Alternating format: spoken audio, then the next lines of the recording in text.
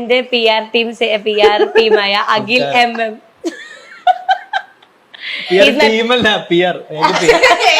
PR ഇവിടെ എന്റെ അനിയത്തി ഒരുത്തി ഉണ്ടായിരുന്നു, ഒരു പണി എടുക്കാണ്ട് ഞാൻ റെക്കോർഡ് ചെയ്ത് കൊടുത്തായിരുന്നു അങ്ങനത്തെ പരിപാടി. അപ്പം he's my partner Akhil MM.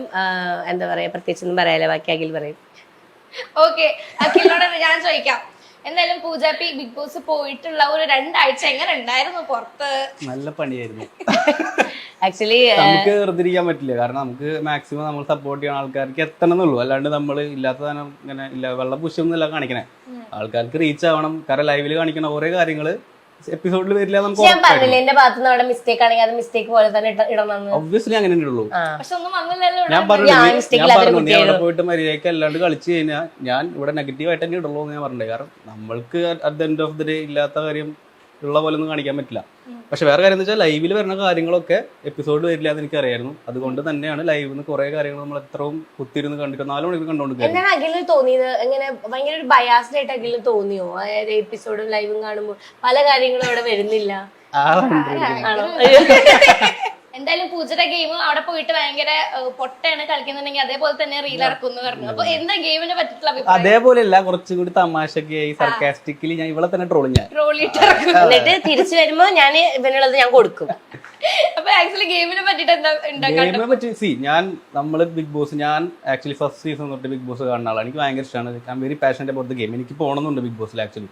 അപ്പൊ ഇവൾക്ക് ആദ്യം തീരെ ഇഷ്ടമല്ലായിരുന്നു ബിഗ് ബോസ്, തീരെ ഇഷ്ടമല്ലായിരുന്നു ഇവൾക്ക്. കണ്ടൂടെ എന്താ അത് മറ്റേ മറിച്ചതില്ല ക്ലീഷ ഓഡിയൻസ് ഉണ്ടാവുമല്ലോ, കുറ്റമ്മ ഓഡിയൻസ് ഉണ്ടാവല്ലോ. പക്ഷെ ഇത് കണ്ടു തുടങ്ങിയപ്പോൾ it was very into it. അതായത് കാണാണ്ട് ഇഷ്ടപ്പെടാത്ത, അതായത് നമ്മുടെ ഷോ കണ്ടിട്ട് വിലയിരുത്തുകയാണെങ്കിൽ ഓക്കെ, ഇത് കാണൂല എന്നാ ഇഷ്ടമല്ല എന്ന് പറയും.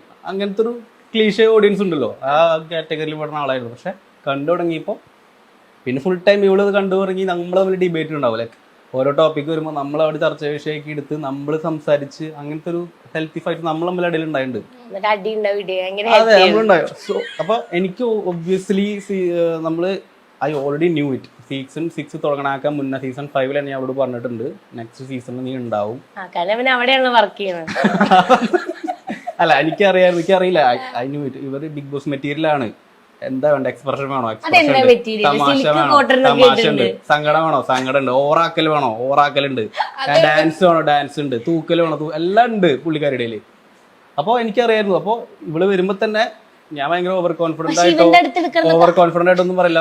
ടോപ്പ് 5 എത്തുന്ന എനിക്കറിയായിരുന്നു ആക്ച്വലി. അവൾ ഏത് സീസണിൽ കൊടുത്തിട്ടാലും ടോപ്പ് 5 എത്തുന്ന. പക്ഷെ ഈ സീസൺ പ്രത്യേകിച്ച് വിന്നർ ആവാൻ പറ്റിയായിരുന്നു ആക്ച്വലി.